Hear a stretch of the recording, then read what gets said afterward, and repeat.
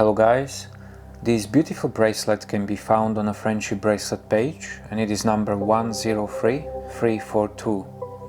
People are often asking if I can make some thorough tutorials on making some of my bracelets.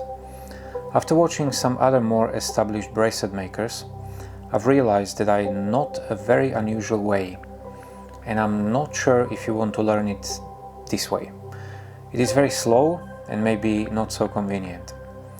This doesn't mean that I'm trying to undermine my skills or put myself down, not at all. But I know that many bracelet makers are selling their bracelets, which I don't do, so they need to work on them fast, which is not happening in my case. I always use the right hand for holding the string and the left hand for knotting another string on it.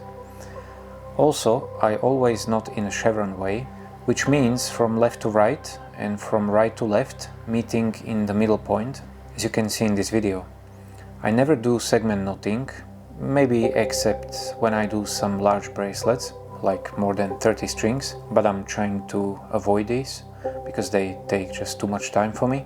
Anyway, thank you much for watching and enjoy this lovely bracelet.